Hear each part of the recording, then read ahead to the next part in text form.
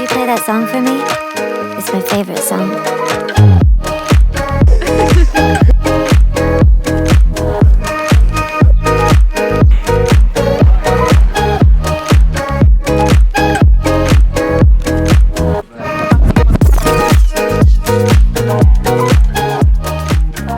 Today we talk about Dehancer. Have you heard of Dehancer before? It's a plugin for Final Cut, Premiere or DaVinci.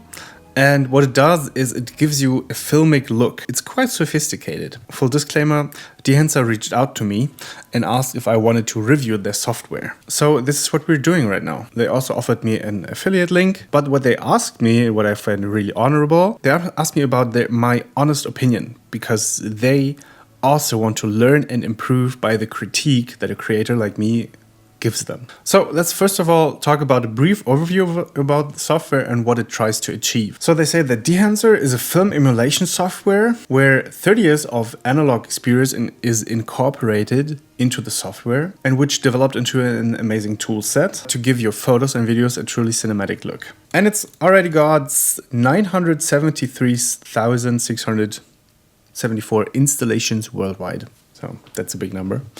Props to you guys. Congratulations. I always find it honorable and very nice if someone is successful in business. It's like, good job. Nice. I'm happy for you. And I've been trying this software for the past few weeks now. I've graded multiple projects with it and only with Dehancer. And also compared it to my previous grading process that I had for all of my work, basically. And that incorporates client work, personal work, also in my YouTube videos. And also my last 2 or 3 YouTube videos are already graded with Dehancer. This photo shooting right here that you can see here in the corner is already graded with Dehancer. I like it a lot. It's really good. But for now, let's have more of a deep dive into the software and let's look at its features and also at my critique, what I think could be done better or enhanced at some point.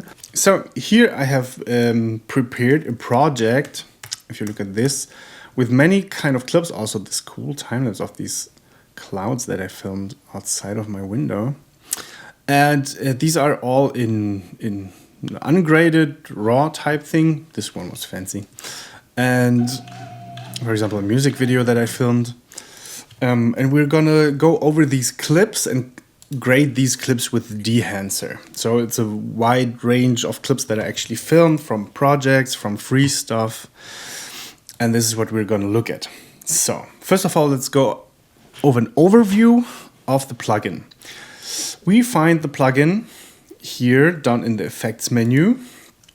I think somewhere here, film emulation, Dehancer Pro V7. And I will grade it by using an adjustment layer. So I drop it on here. And now it automatically jumps into a default setting. Before we start with color grading, we will go over this, over the whole mask of Dehancer. So let me enlarge this a little. So at the very top, we have input source, Rec 709. Here we can choose what kind of footage we have. If we have Canon log, things will adjust accordingly. We can also choose many different ones, like Red, Sony, of course.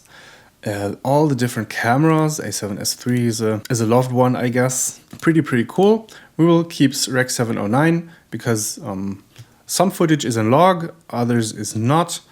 But what we can do here is maybe change the exposure if we want to, color temperature, tint. So you have, under many points here, you have this activation button at the bottom that we will discover over and over during the software to enable certain features or disable them. So I think the most interesting thing, or this is the reason why people buy Dehancer and use Dehancer, is this here, this list of film emulations.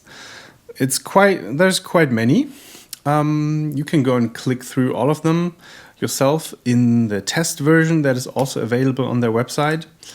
Let us just quickly browse through a few of them. What I realized is that I tend to use the same one over and over again and adjust its features to the respectable footage that I have in front of me at that moment, which would be, let's say, Kodak Portra 160. So what I love doing, we have a push and pull option here, which does some contrast and color shift things. Can't describe it any better than that. It's more like I see something changing and then I like it or I don't like it. Here we have this button again that I just mentioned, the enable disable button. And from here we can also go into the film developer. This is a box that is usually just disabled in default. And what I like doing is, because I think it just takes out a lot of the color, what I did is I love the color boost slider because it just gives you back the colors. And if I disable and enable it, it's like vibes on, vibes off. And I really love this color boost slider here. It's actually the thing I use the most. And it gives me such a cool feature. Color contrast is something you can play with. Very nice. And this would be my color grading process. That's it. So now I'm already happy with my footage. Of course, you could do even more with that. But this is something that I already really like. Film compression is also very interesting. Enable, disable, enable, disable. So what we can see if I enable it, it kind of kills the highlights a little. If you look here, we have this window here in the middle. Oh, you even see it better up here. Let's say if I impact more or less. So it does something to the highlights. So it flattens the photo or the footage. Don't need it in this case, but great to have. Very nice. Next one is expand. Let's see what that does.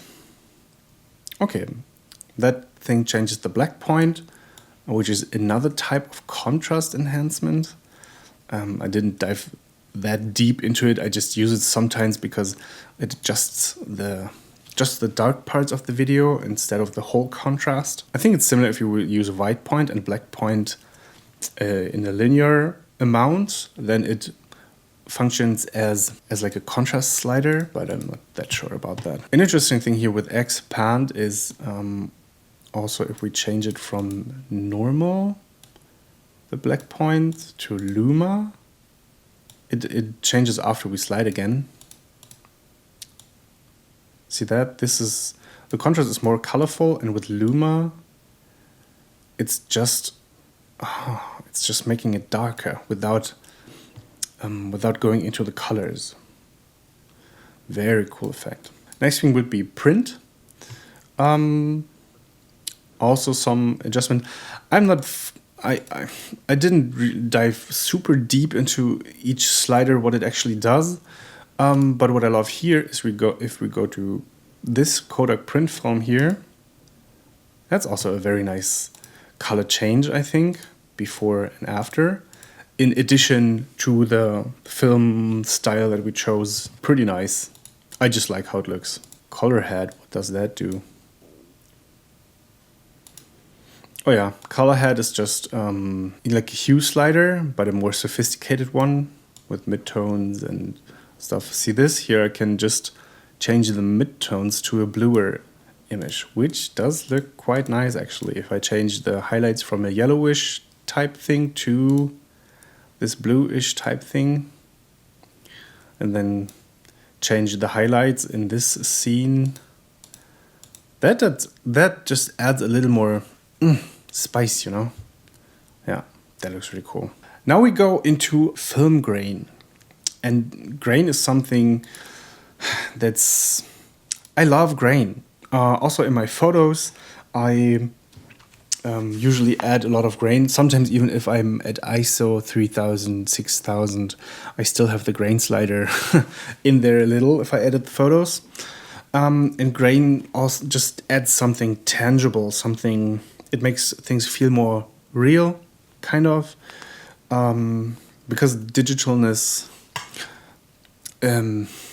sometimes eradicates a little bit of vibes, feeling for the image. And what we have here is the grain 35 millimeter with ISO 250 is in there by default. It's on better quality already, perfect. Now if we zoom in and I hit play, we can see that the grain is quite nice. I like it. Also in this image, it's moving quite nicely. Here we can just choose the amount with different presets. You see now it's gotten more rough. If we go to 65 millimeters, it's getting more fine. So this is actually the finest option of grain we have in the presets. If we go into 60 millimeter, it gets really strong. 8 millimeter even more. And then we can also go into custom. And you can adjust everything here from amount to size, right? Lots of amount, little size makes a very fine grain. If you look at these structures here, yeah, you can dial it in super detailed. And this slider here is, in my opinion, very interesting. Film resolution. If we look, let's go to another piece of footage. This is actually 8K footage out of my Leica Q3, and it's quite sharp. If we zoom in here, let's say to 200%, it looks quite decent. Let's look at it without the effects. It's quite nice. It's quite sharp. So if we add the colors that we edited previously, it does quite something to the image in total. It's quite nice. It's definitely too cold. Let's do it a little warmer. Maybe some greenish tint in there. Something like that. And that already works. If I hit play, I mean, there isn't moving a lot. So what film resolution does in this case, if we jump into 150%, it just takes out the sharpness. It makes it a little more blurry, but if we just use it in a subtle way, kind of like that, it just takes out the blurriness. It takes out the sharpness. In total, it's still quite nice and sharp enough. But it just you can take out the edges of the footage a little, which I find visually very pleasing. Maybe what you maybe have noticed by now is if I hit play, let's look for something that's moving, like I am moving here. Let me add a little contrast here. This is now not really graded in a fit that it fits this image here, right? Of course. So for a quick fix, that's better. That's quite nice. If we play this half of the clip and then we will go here, look what happens. So here, look at the frame rate, very fluent, 8K 25. Very fluent, works perfectly, but then we get to the adjustment and then what's happening? The frame rate visually really drops hardcore. And this is something that's a thing with Dehancer, that the effects of film grain, halation, and bloom, they are quite resource hungry. The algorithms are so sophisticated that each frame is rendered individually for the grain.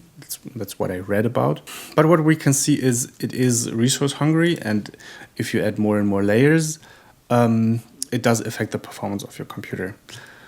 This here is an M1 MacBook Pro, the base model. So it's compared to the M4 Pro and stuff.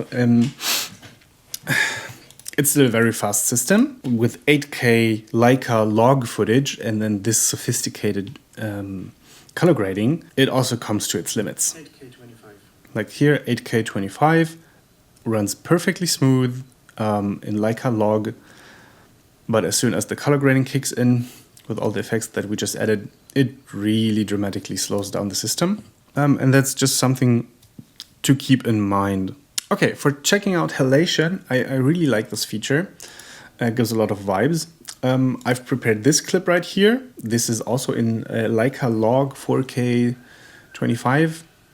And here we had a shooting in a church, and we used a fog machine, and the whole church was full of fog. And then the actual sun was shining through this beautiful window. And I quickly graded it again with Porter 160, color boost, contrast, blah, blah, blah. And now we have this wonderful scene. Look at how cool that looks. I love this. Look at that. And if we now add halation, I purposely took the film grain off to see halation better. Now I chose a very strong type of halation. Let's enable this. Oh, look at that. Look at what it does to the window highlights. Isn't that beautiful? So in this scene, it really makes sense to add halation.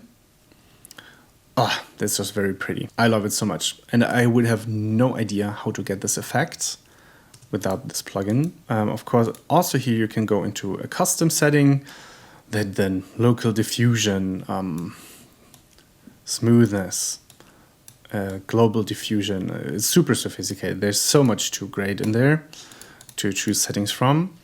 And with the mask mode, I just chose this frame here to showcase that, because you can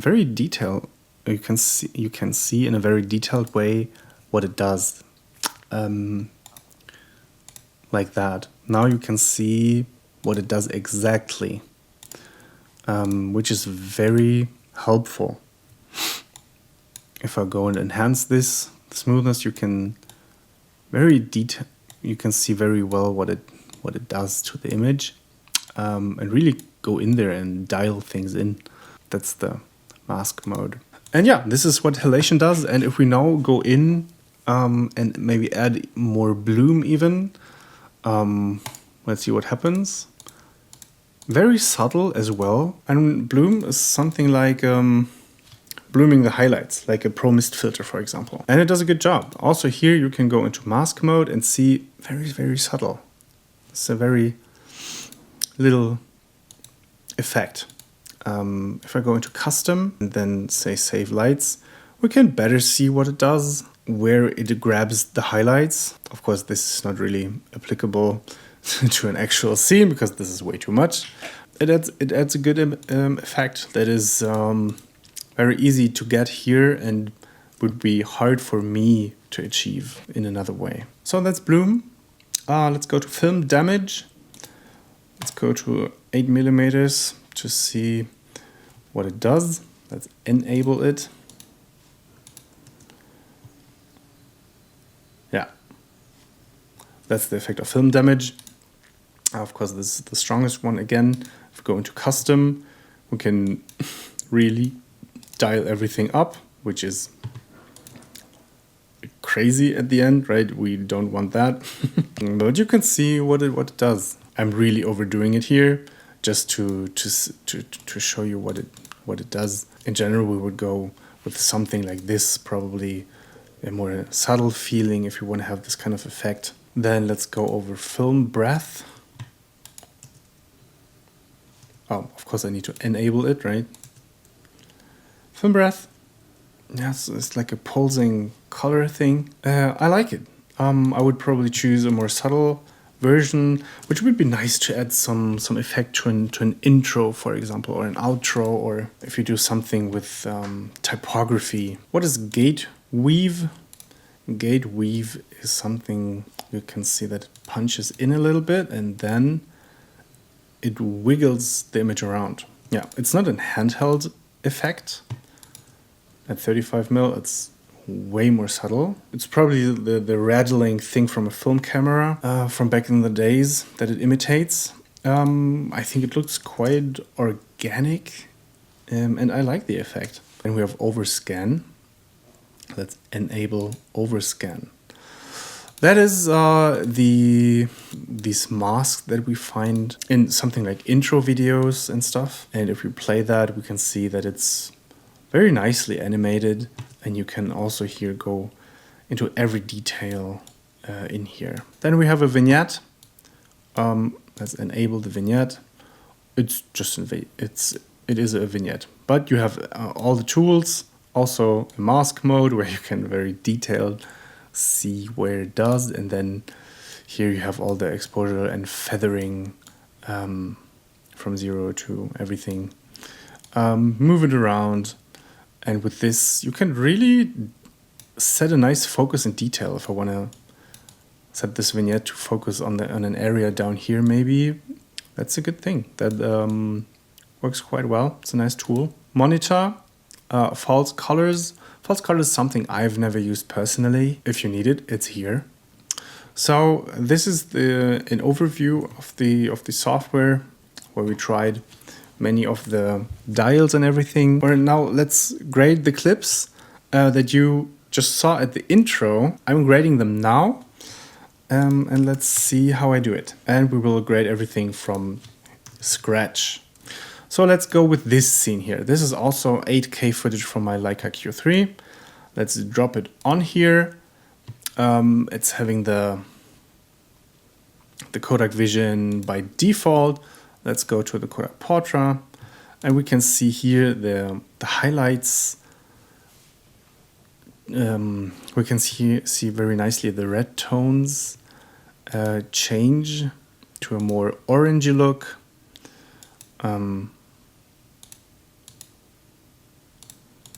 And it's really cool to just click through all these presets. Yeah. Okay. Kodak Portrait. Then I go into Film Developer and kick in the color boost, of course, and enable this thing to just have more punch in here. Do we need film compression? Maybe, maybe not. White point. Yeah, maybe like that. What I also do is just click around and enable, disable all the things. Oh yeah, I like that one. Yeah. I like that. Then here, let's do this thing again. Turn down the exposure a little, maybe target white. Well, a little warmer. All right. Cool.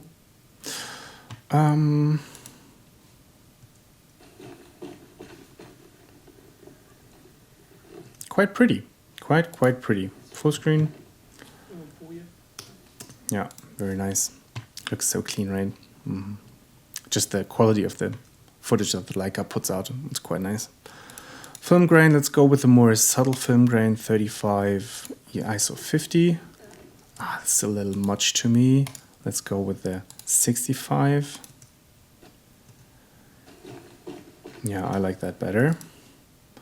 And I think in this case, halation doesn't make sense, so we leave it out. Yeah, so now we have this thing. I like it. Let's go to the next clip. Also, we'll just bring this clip with us to the next clip I choose. Let's go. And now I just drag and dropped the whole color grading to this clip. And I gotta say, it's very nice. I like it. I wouldn't even change it any further, maybe. Totally fine for a quick color grade. So we're done here. Then we have me playing basketball on my balcony. Because it was spring and I just loved the air and the sun coming out. Let's do this a little warmer. Let's see what we do. Where's the film profile? Ah, there it is. Push pull. Now let's go in that direction.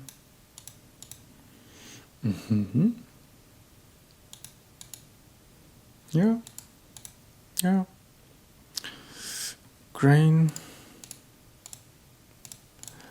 Now in here, let's go to custom and let's do the film resolution thing where we dial down the film resolution. What does it do if we punch in? Sharp, not sharp. Very subtle, see? It just takes out some of the digital sharpness. It's a cool look. Yeah. And this is what I like about this software. I can also just drag and drop my edit from one thing to the other, and it works quite nicely. Yeah, just for very quick editing. You can, of course, get really sophisticated and detailed with this, but look at that. It really nicely brings out the contrast in the clouds. Yeah. And it's always preference, what you like more. Green tint, violet tint. In this case, the blacks are really strong, but it's also a cool silhouette, kind of. This one will get more interesting, this set of clips here, where I would choose from clip to clip. I like that one. I like that one. The chicken, yeah, the chicken needs more contrast. In this case, I would just go in here and do this. And now we're already set with the chicken. And for just very quick color adjustments, I just use the mid-tones color slider here. Yeah, I like that. These flowers get some of this, and the overall colors that Dehancer gives us is very nice already. This one, Dehancer adds a little too much contrast, so let's go in here and get some contrast back. It's a little warm. Just get a little blue back in here. So also, I use Dehancer in combination with the original color grading thing in Apple. This is already quite nice contrast. That's cool. What about Alexandra? Yeah. Oh, what's that? Okay, he's just warning me because this system is just getting slowed down a little.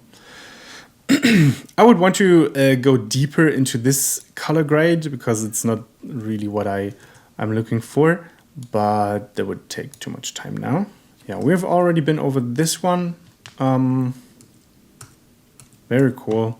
But in this case, I think halation makes so much sense to add in here.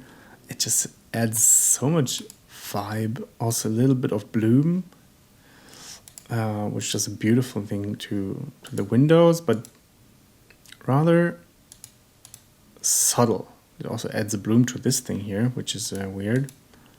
I wouldn't want that, actually. Maybe we'll just leave it out, because halation is already adding so much bloom in itself.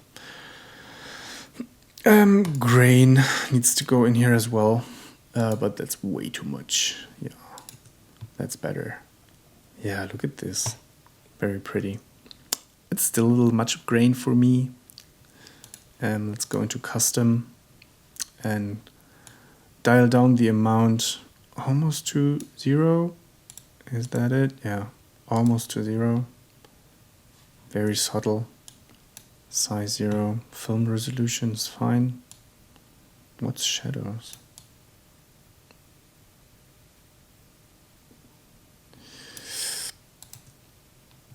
Yeah, that's better. Cool. Do we need to do anything else? I think that's good. Let's take the color grading and bring it into our music video. And this video is already online, and in this case, I think I need to start blank. Let's throw it on here. And this is quite a lot. I always like the last frame of this. Yeah, this is a very, very happy frame to grade in. And also Kodak 160, just for continuity reasons. Film developer, enable color boost. Yes, we like that. Before, after, pretty cool. Some push-pull. I pull it to the left to get some more greenish vibe. Yeah, I love what it does to the highlights. If you look at this here, they're shiny, and here there's some more. I can't describe it. What does it do? Yeah, but I don't know. I really like it a lot. And that's a very quick grade for this footage right here. So let's recap of what we learned today about Dehancer. Ease of use. I think it's fairly easy to use. When you get into all the dials and learn everything, how it works, how it affects, how the layers affect each other, there is a learning curve, of course, as with every software. But my experience is that this learning curve is very small. And after checking out segment for segment and just playing around with the dials, you can get very fast in using this software. So, and performance-wise, the effects of grain, halation, and bloom really slow the system down.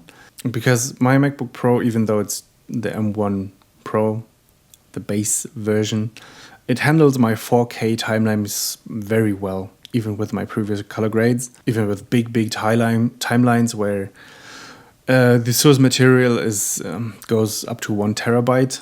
Yeah, but Dehancer brings my laptop to its limits. Maybe I need another one now. So when I'm in the middle of an edit and it's time for the color grading, I do the colors first and the potential grain and halation and stuff. If I want to use that, I just use it at the end of the grading, which, because halation is also kind of a final touches effect thing for me.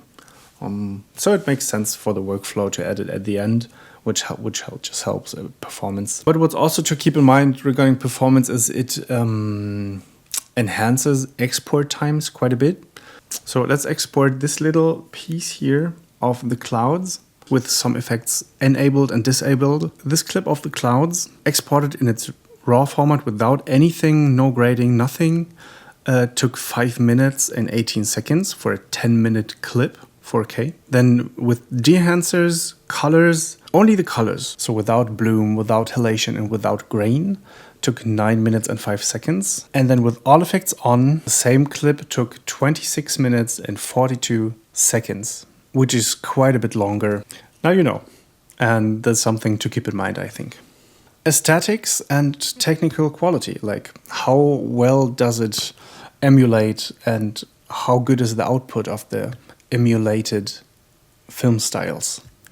I've never used film in photography myself yet, but my friends have. So I have some experience in seeing the quality and the colors and everything that a Kodak film or something produces in many types of situations. I have a feeling for the feeling and tonalities that this film aesthetics gives me. And the colors that Dehancer produces here is very nice. I have the same kind of feeling that I have when I look at the images from what I can produce here. So the rendered files, as you saw in the beginning, in this intro, they're really lovely and I like it a lot. Pricing and value. There's multiple levels of pricing. You can get a license that is just for a month or 3 months, and you can see everything in detail on the website. And if photography, videography is a business for you, then it's very nicely manageable to incorporate the costs into a project. And personally, I actually like photography more than videography. But videography is the thing that has more demand, also in my line of work. And I still love having super nice color grades and output quality. So having this tool really helps me with that, without being a color grading pro, because I'm not. So pros and cons combined. The cons are, it's not the cheapest, it has its price, and performance suffers while using grain, halation, or bloom. And the pros are, for me, really, really lovely colors as a result, Halation is a effect that is, I think, hard to get in this quality. At least I wouldn't know how I could reproduce that. It's an all-in-one plugin. You have exposure, white balance, hue, and all these basic adjustment things all in there as well, which is handy. And it's a small learning curve. Yeah, these are my takeaways for the pros. Final thoughts about this are, my experience with Dehancer is very nice. I like it a lot. It really helps me finding new looks and achieving a look that I desire, that I like. And color grading is a hard thing. It's a whole career in itself, just being a color grader. And I also understand that a high quality effect is just demanding on the system. Like with DaVinci Resolve, if you use noise reduction, that's a very hardcore effect and it slows every system down pretty much. So would I recommend it? All in all, definitely. Yes, personally, I love the results that I've gotten in the projects where I have used it already, and I'll keep using it. And the extra waiting times for the export, it's worth it to me. This was my review for Dehancer. I hope you got something out of this. Let me know what your experiences are, what you think about the plugin Dehancer. And if you're about to purchase Dehancer, I have a code for you with a 10% discount, which is 10 Daniel. And this code that you can use at the checkout is an affiliate code. So if you choose to use it, I get a small portion as well. And it makes the software more affordable for you. And Dehancer also has this year's Dehancer Colourist Awards. Very, very cool thing. You can enter now. Submissions close on December 16. So if you have some footage that is already graded, drop it in. And there's really good prizes like $5,000 for each winner and many more things like gift cards. And you can win, for example, the Ninja monitor, which looks like this, or the Shogun monitor, also very nice device. So maybe sign up for the Colourist Awards. There's already many people who have already participated in here, and it's very inspiring also to just browse through all this kind of footage from all these amazing creators. Check it out. So, thank you so much for watching. Have a wonderful day, have a wonderful week, and I hope to see you in the next one. Bye.